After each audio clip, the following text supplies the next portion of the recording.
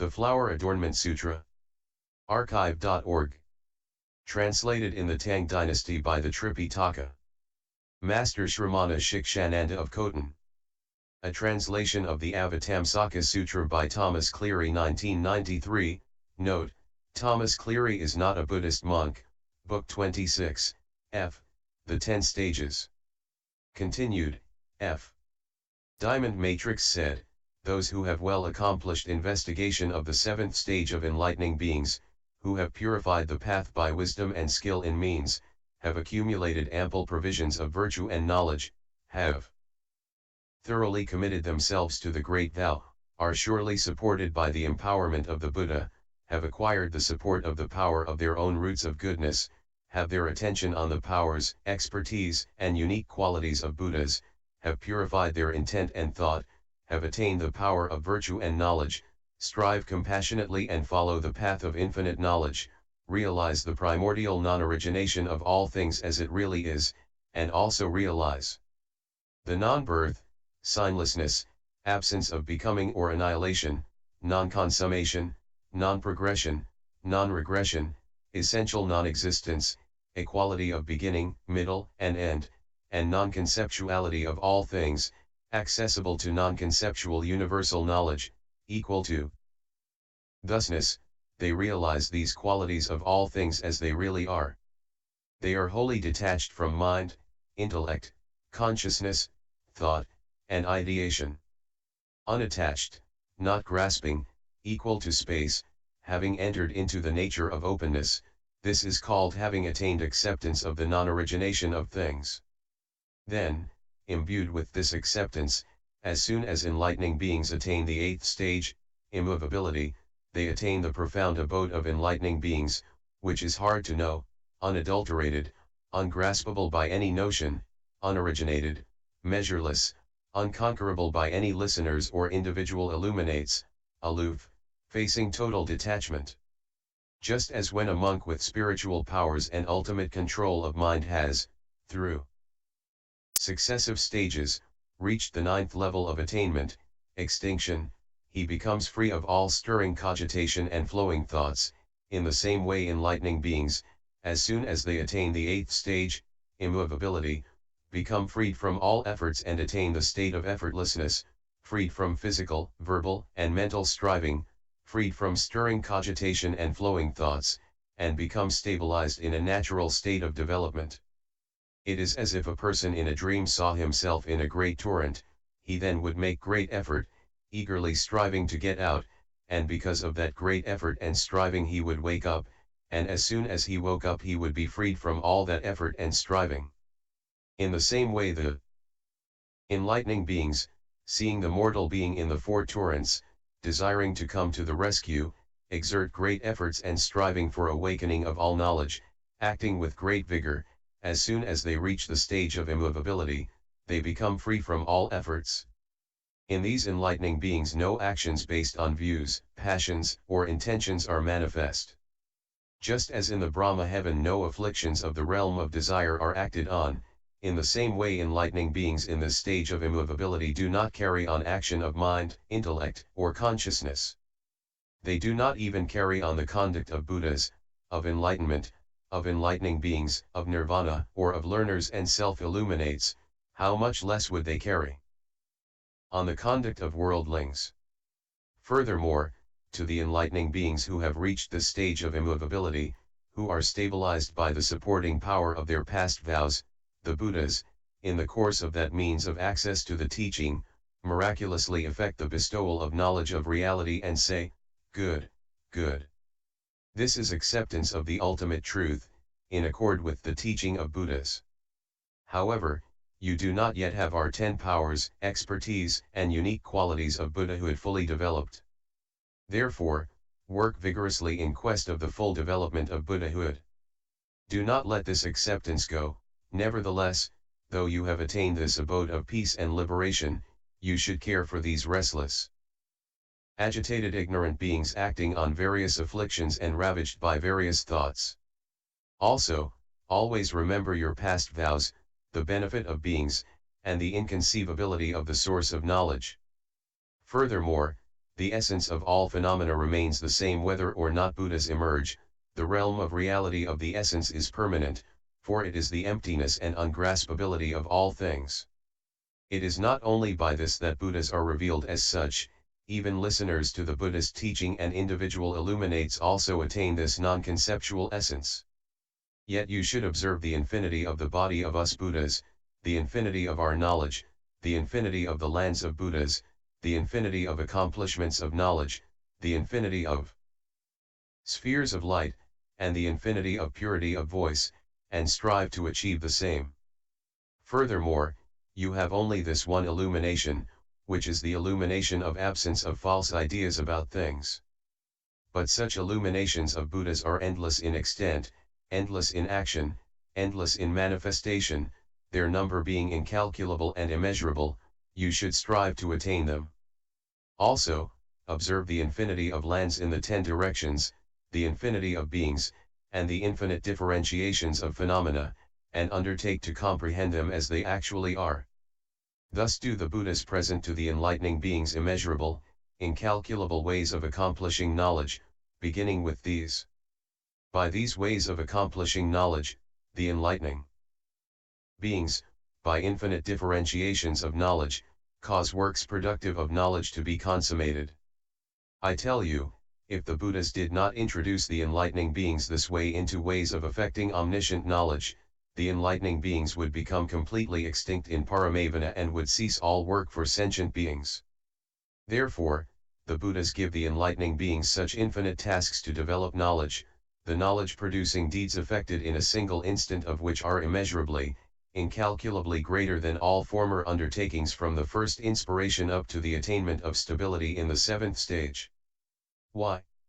Because previously it was practice undertaken with one body, whereas having climbed to this stage the power of practice of enlightening beings is realized by infinite different bodies, by production of infinite voices, by accomplishment of infinite knowledge, by accomplishment of infinite manifestations, by purification of infinite lands, by development of infinite beings, by service of infinite Buddhas, by realization of infinite principles of Buddhahood, by accomplishment of infinite powers of mystic knowledge, by realization of infinite differences of circles of assemblies, by infinite accomplishments of physical, verbal, and mental actions. The power of enlightening beings practice is fully realized by immovable application. It is like a boat going to the ocean. Before it reaches the ocean, it is dragged with much effort. But once it reaches the ocean it is propelled without effort by the wind. The distance it travels on the ocean in one day is farther than it could be dragged by force in even 100 years. In the same way, enlightening beings, having stored provisions of roots of goodness and boarded the ship of the great vehicle, reaching the great ocean of practice of enlightening beings, arrive at omniscience in a moment by effortless knowledge, which could not be reached even in countless eons by their former practices involving effort. Then when enlightening beings have attained the 8th stage, by the effortless awareness produced by skill in means and knowledge, they contemplate the sphere of omniscience. Contemplate the becoming and dissolution of the world. As the world forms, they know it, and as the world disintegrates they know it. They know by what accumulation of actions the world forms, and they know by what ending of actions the world disintegrates. They know how long the world forms and they know how long the world disintegrates. They know how long the world subsists once it has formed, and they know how long the world remains disintegrated. Everywhere, without exception, they know the limitation of the earth element, they know its extensiveness, its infinity, and its differentiation. They know the limitation of the water element, they know the extensiveness, infinity, and differentiation of the water element. They know the limitation, the extensiveness, infinity, and differentiation of the fire element. They know the limitation, extensiveness, infinity, and differentiation of the wind element. They know the minuteness of atomic particles, they know their grossness, their measurelessness, and differentiation. They also know the skill of differentiation of measureless atomic particles. They know how many atomic particles of each element there are in this world, They know how many varieties of precious substances there are and how many atomic particles of precious substances there are. They know how many atomic particles of beings' bodies there are. They know the total number of particles of land masses. They know the grossness of beings' bodies, the fineness of their bodies, and the differentiation of their bodies. They know how many particles are formed into bodies of beings in hell, how many into bodies of animals, of ghosts, of titans, of celestial beings, and of human beings. Having penetrated this knowledge of differentiation of atomic particles, they know the formation of the realm of desire as it really is, they know the formation of the realm of form as it really is, and they know the formation of the formless realm as it really is. They know truly the dissolution of the realm of desire, the dissolution of the realm of form, and the dissolution of the formless realm. They know truly the limitation, the extension, the infinity, and the differentiation of the realm of desire, of the realm of form, and of the formless realm. They know truly what is of these three realms. Furthermore, illumined by well-developed knowledge, versed in knowledge of varieties of bodies of beings, versed in knowledge of differences in bodies of beings, and versed in knowledge of differentiations of land masses, they apply their intelligence to the production of mediums of manifestation as beings, in whatever form beings are born and attain their desires. Enlightening beings adopt these forms themselves for the purpose of developing beings to maturity. Permeating a billion-world universe, enlightening beings undertake manifestation according to the form of the beings there, according to their various different inclinations, doing so by following knowledge of how to appear as reflections, according to how beings may become ripe for perfect enlightenment and liberation. In the same way they pervade 2, 3, 4, 5, 10, 20, 30, 40, 50, up to an unspeakable number of universes and undertake manifestations in the forms of the beings there according to their various inclinations, by means of knowledge of how to appear as a reflection. Imbued with such knowledge, well established in this stage, while not moving from one Buddhaland, they appear as reflections in the circles of Buddhas in untold Buddha lands. According to the differences in beings' physical characteristics, their colors, appearances, statuses, physical sizes, inclinations, and dispositions, in various circles in various Buddha lands, in each the enlightening beings manifest the appropriate forms. In circles of mendicants they appear as mendicants, in circles of priests they appear as priests, in circles of warriors and administrators they appear as warriors and administrators, in circles of peasants they appear as peasants, in circles of servants they appear as servants, in circles of householders they appear as householders, in circles of various classes of celestial beings they appear as those particular types of celestial beings, and in circles of demons they appear as demons. To beings who should be taught by Buddhist followers, they appear as Buddhist followers. To those who should be taught by individual illuminates, they appear as individual illuminates. To those who should be taught by enlightening beings, they appear as enlightening beings. To those who should be taught by Buddhas, they appear as Buddhas. Thus, to the extent of the realms of beings' forms of existence, senses, and inclinations, in the realms of untold Buddha lands, enlightening beings appear differently in accord with each of them. They are free from all discriminatory conceptions of bodies and have realized the equality of bodies. Their manifestation of bodies, endless and not in vain, is for the development and education of all. They know the body of sentient beings, they know the body of lands, they know the body of fruition of action, they know the body of Buddhist followers, they know the body of individual illuminates, they know the body of enlightening beings, the body of Buddhas, the body of knowledge, the body of reality, and the body of space. Knowing the wishes of beings, according to time, development, education, progress, and desire, the enlightening beings make the body of beings into their own body.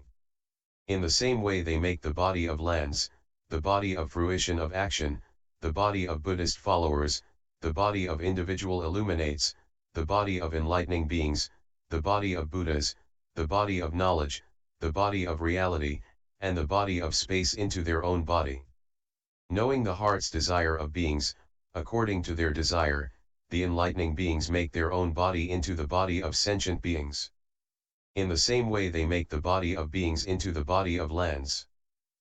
The body of fruition of the teaching, the body of fruition of action, the body of Buddhist followers, the body of individual illuminates, the body of enlightening beings, the body of Buddhas, the body of knowledge, the body of reality, the body of space.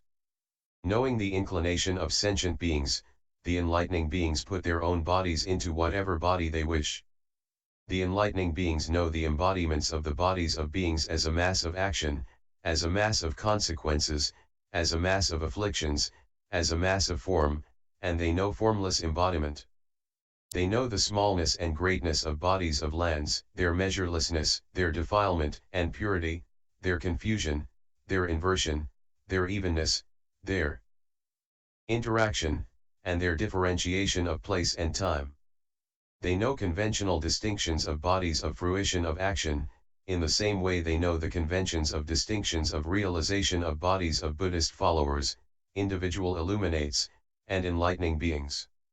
They know the bodies of Buddhas as the embodiment of perfect enlightenment, as the embodiment of vows, as the emanation body, as the embodiment of empowerment, as the body arrayed with marks and embellishments of greatness, as the body of light, as the mentally produced body, as the embodiment of virtue, as the body of reality, and as the body of knowledge.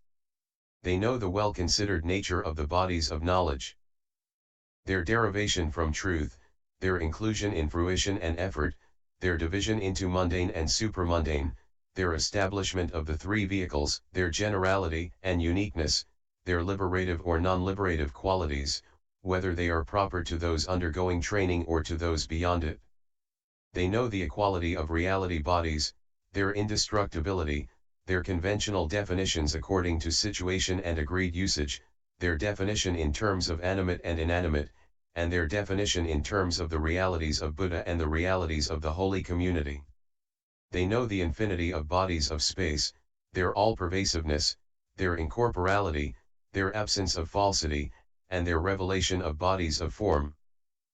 Having realized such knowledge of bodies, the enlightening beings become powerful, they acquire control over lifespan among all beings, by virtue of the power to live endlessly, for untold eons. They acquire control of mind, by virtue of immersion in knowledge of measureless, countless concentrations and contemplations.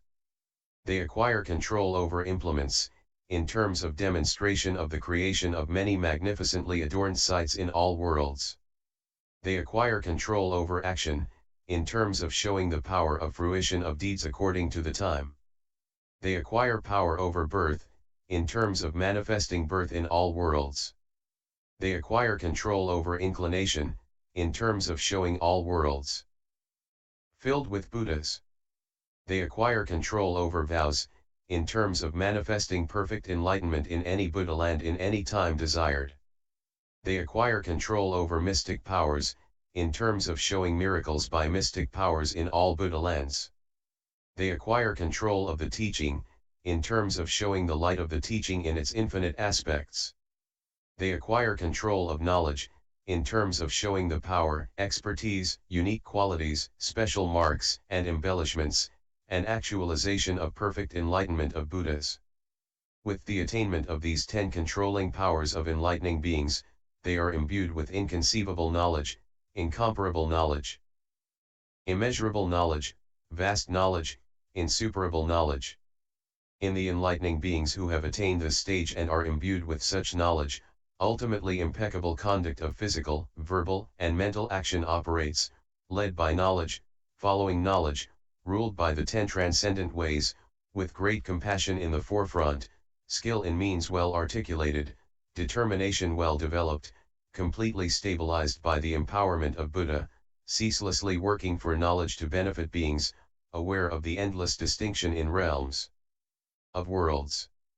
In sum, the physical, verbal, and mental actions of the enlightening beings who have attained this stage of immovability operate for the concerted development of all aspects of Buddhahood.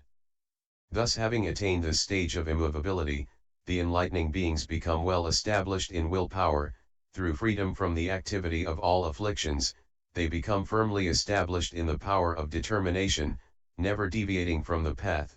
They become well established in the power of great compassion, not giving up the benefit of sentient beings. They become well established in the power of great kindness, being saviors of sentient beings. They become well established in the power of mnemonic control, not forgetting the teachings. They become well established in the power of elocution, through skill in examination of the distinctions of all the Buddha teachings.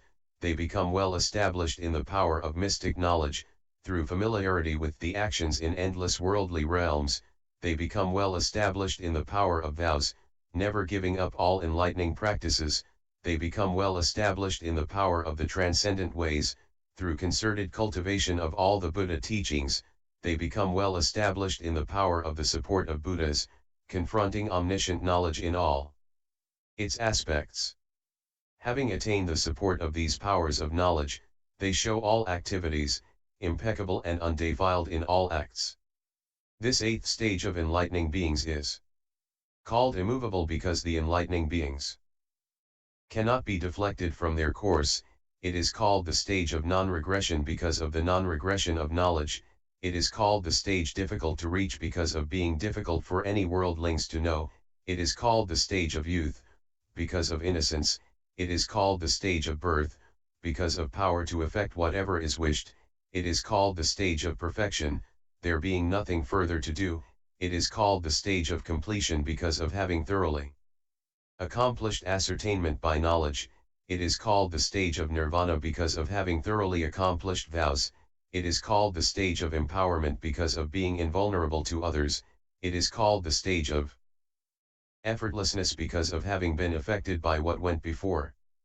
Furthermore, having developed such knowledge, the enlightening beings enter the family of Buddhas, are illumined by the light of the virtues of Buddhas, accord with the conduct of Buddhas, come face to face with the realm of Buddhahood, and are constantly sustained by the power of Buddhas. They are welcomed by Indra, Brahma, and the world guardians, constantly attended by the thunderbolt bearers. They are never without the power of concentration, able to produce infinite different embodiments, imbued with the power of action in all bodies, consummate in development of great mystic knowledge, in control of endless concentration, receivers of infinite indications of enlightenment, and demonstrators of attainment of perfect enlightenment according to the maturity of sentient beings. Having attained such knowledge of this stage and entered the circle of the great vehicle, with well-considered wisdom and mystic knowledge, constantly emanating the light of wisdom, having entered the unobstructed path of the realm of reality, able to distinguish many paths in the world, showing all aspects of virtue, in control of their own resolutions, with perspicacious knowledge of past and future, endowed with the knowledge to turn back all demons, having entered the realm and sphere of all enlightened ones, they carry out the conduct of enlightening beings in endless places in the realms of the world, with non-regressing application. Thus are they said to have attained the eighth stage of enlightening beings, immovable. Then, having attained the immovable stage of enlightening beings, they are never without the constant vision of endless Buddhas, because of accomplishment of the power of concentration. Yet they never give up extensive meeting and attendance on Buddhas. In every age, in every world, they honor, respect, serve, and provide in all ways for many Buddhas, many hundreds, thousands, millions, billions, trillions, quadrillions of Buddhas. They attend those Buddhas and receive from them provisions of illumination through their teachings, beginning with light on the differentiations of worldly realms. They further acquire the treasury of teachings of the Buddhas, and become invincible in answering questions in the world. Those roots of goodness of theirs, forged and purified over many eons, become more radiant, over many hundreds, thousands, millions, billions, trillions, quadrillions of eons. Their roots of goodness are further forged, purified, and become more radiant. Just as well-refined gold made by a good goldsmith into an ornament and fastened on the neck or head of an emperor cannot be outshone by the ornaments of all the people in the realm, in the same way the roots of goodness of enlightening beings in this immovable stage cannot be outshone by all listeners, individual, illuminates, and enlightening beings up to the 7th stage. The light of wisdom and knowledge of enlightening beings who have reached this stage annihilates the darkness of afflictions of sentient beings, through accomplishment of accurate discernment of the means of knowledge. Just as a great Brahma god of 1,000 worlds, pervading the 1,000 worlds with benevolence, illumines them with light, in the same way enlightening beings in this immovable stage, pervading up to as many worlds as atoms in 1,000,000 bathalons. With the light of goodwill, progressively extinguish the fires of beings' afflictions and cool them off. Among the 10 transcendent ways, transcendent vowing becomes predominant in these enlightening beings, while they practice the others as best they can. This is a summary of the 8th stage of enlightening beings, called immovable, the details of which would take forever to explain. Most of the enlightening beings in this stage become great Brahmas, lords of 1,000 worlds, supreme, invincible, seeing what is beneficial, imbued with controlling power, capable, mighty, skilled in the presentation of explanation of the transcendent ways of all listeners, individual illuminates, and enlightening beings, insuperable in answering questions about the differentiations of worldly realms. Whatever they do, whether by way of giving, or kind speech, or beneficial action, or cooperation, is never apart from thoughts of Buddha, the teaching, the community, enlightening beings, the practices of enlightening beings, the ways of transcendence, the stages, the powers, expertise, and unique qualities of Buddhas, and ultimately of omniscience in all its aspects. Why? That they may become the best of beings, unexcelled leaders, and guides, and ultimately all-knowing refuges. Accordingly, they bring forth such energy, by which they instantly attain as many concentrations as atoms in 1,000,000 billion world systems, see as many Buddhas as atoms in 1,000,000 billion world systems and acknowledge their power, shake as many lands as atoms in 1,000,000 billion world systems, illumine as many worlds as atoms in 1,000,000 billion world systems, mature as many beings as atoms in 1,000,000 billion world systems, abide for as many eons as atoms in 1,000,000 billion world systems, penetrate as many eons past and future as atoms in 1,000,000 billion world systems, ascertain as many ways into the teaching as atoms in 1,000,000 billion world systems, and manifest as many bodies as atoms in 1,000,000 billion world systems, manifesting each body with the company of as many enlightening beings as atoms in 1,000,000 billion world systems. Beyond that, enlightening beings with the power of vowing produce, by the excellence of their vows, countless transformations of the body, aura, light, mystic powers, vision, sphere of action, voice, activity, adornment, power, resolution, or performances. Then Diamond Matrix spoke these verses describing this stage, having purified wisdom and means in the 7th stage. Well provided for the way, committed to great vows, firmly established, the best of humans, imbued with goodness, seeking knowledge, they enter the 8th stage. With virtue and knowledge, compassion and benevolence, going on infinite paths of knowledge, with awareness like space, with the power of certain understanding of the teachings they hear, the great sages attain acceptance of non-origination, tranquil and subtle. Primordially unborn, unoriginated, signless, all is imperishable, not having become, unproduced. Void of essence of being, thus, beyond conception, so they are freed from thought and mentation, just like space. Accepting all things as such, free from idle fancy. Profoundly immovable, they arrive at peace of mind. It can hardly be known by worldlings, by their analytic reasoning, because it is beyond concepts grasping mental images. Thus stabilized, there is no thinking in their minds, like a monk who has reached extinction and attained non-thought. Like one dreaming of being in a river freed from concern on awakening.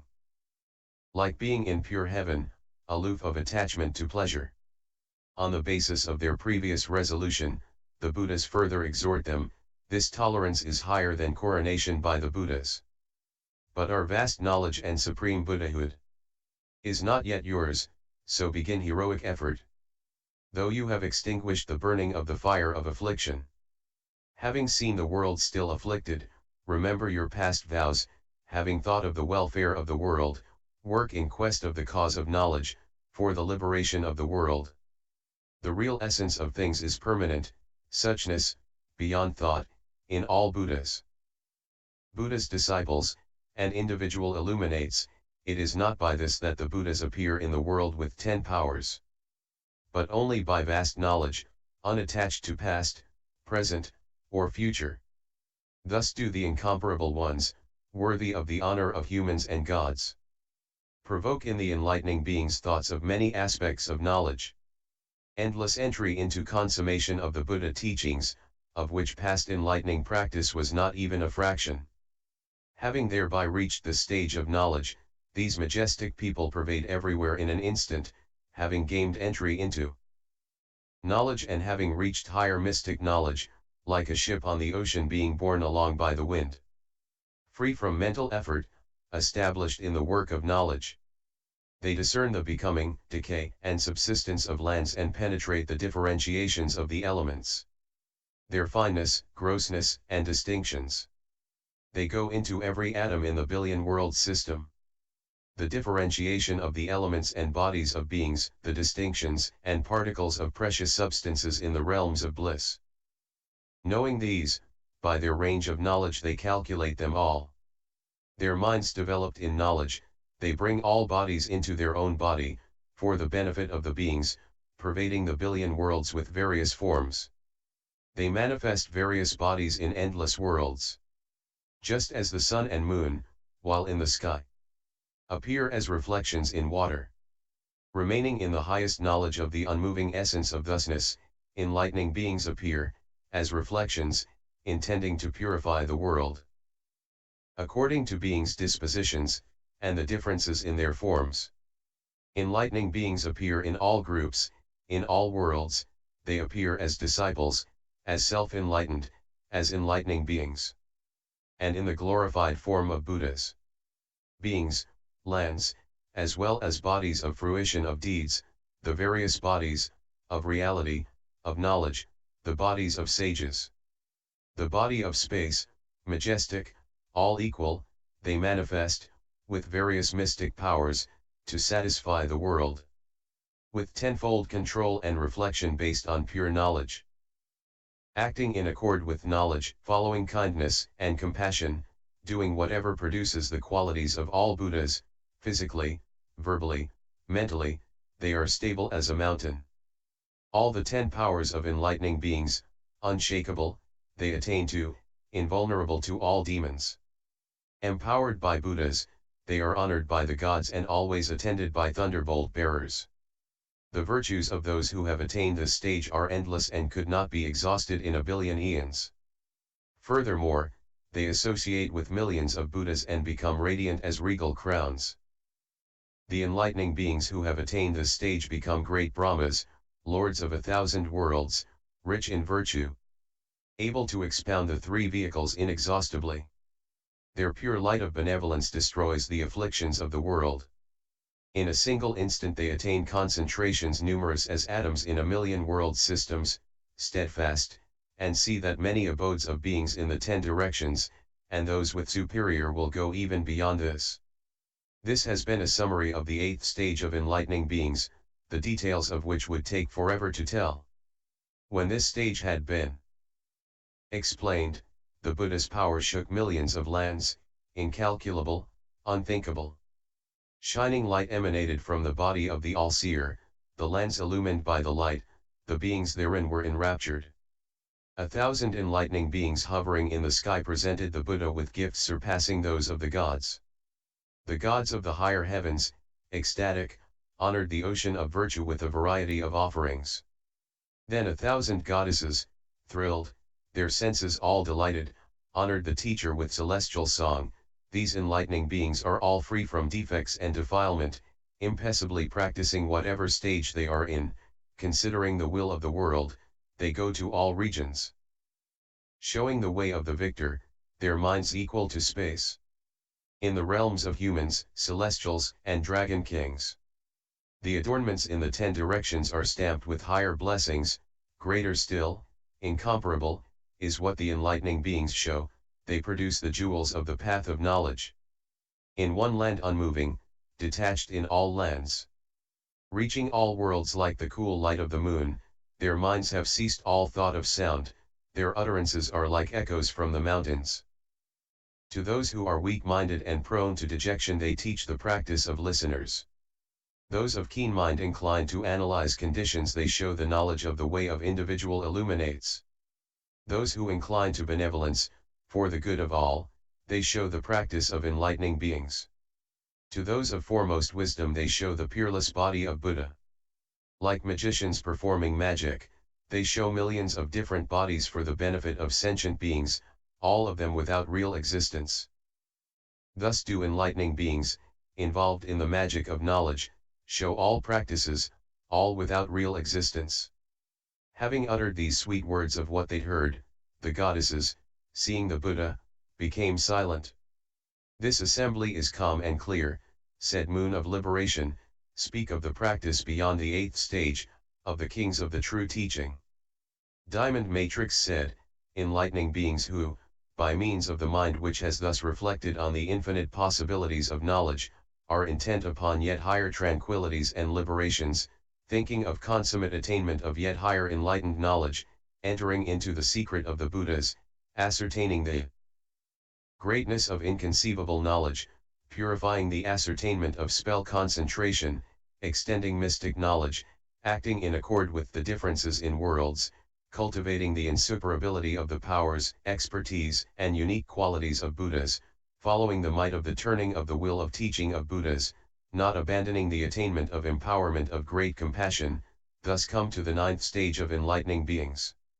Enlightening beings in this stage of the good mind accurately know the performance of good, bad, and neutral things, the performance of mundane and transmundane things, the performance of conceivable and inconceivable things, the performance of tainted and untainted things, the performance of regular and irregular things, the performance of things listeners and individual illuminates do, the performance of things enlightening beings do, the performance of things pertaining to Buddhahood, and the performance of fabricated and unfabricated things, all these they know as they really are. By means of this knowing awareness, they know accurately how all beings get into entanglement of mind, how they get into entanglement in afflictions, entanglement in acts, entanglement in senses, entanglement in resolutions, entanglement in dispositions, entanglement in inclinations and propensities, entanglement in birth, entanglement in the continuation of habit energies, and how they get into entanglement in the definition of what is beneficial, what is not beneficial, and what is neither beneficial nor unbeneficial, all this they know as it really is. They also know the compartmentization of mind of sentient beings, they accurately know their complexity of mind, the dissolution and non-dissolution in instantaneous action of mind, the corporeality of mind, the endless, ubiquitous all-pervasiveness of mind, the luminosity of mind, the defilement or non-defilement of mind, the bondage or liberation of mind, the creation by illusion of mind, the manifestation of mind according to the state of being. They accurately know hundreds of thousands of differences of mind.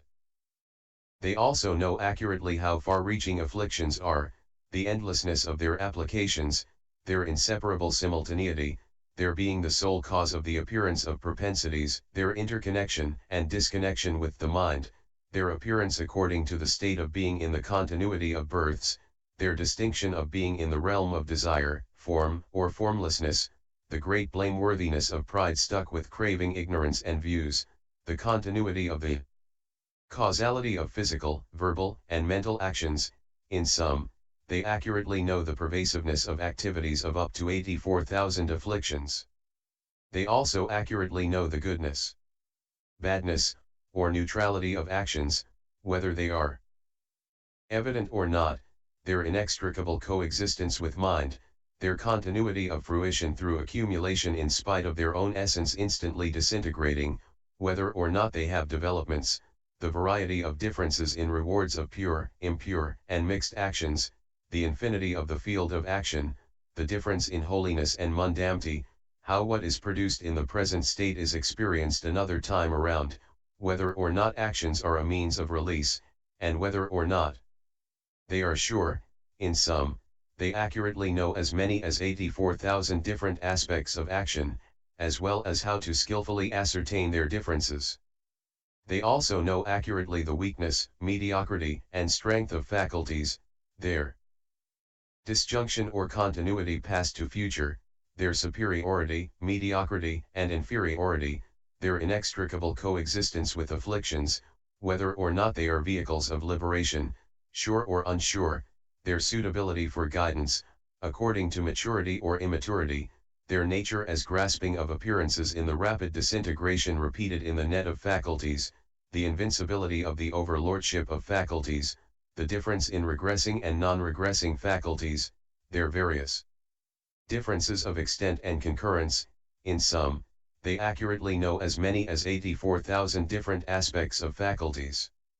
They also know the weakness, mediocrity, and strength of intentions, their disjunction or continuity past to future, their superiority, mediocrity, and inferiority, their coexistence with afflictions, whether they are vehicles of liberation, sure or not, their nature as grasping of appearances in the rapid disintegration repeated in the net of intentions, the invincibility of the overlordship of intent, the difference in regressing and non-regressing intent, differences in extent and concurrence.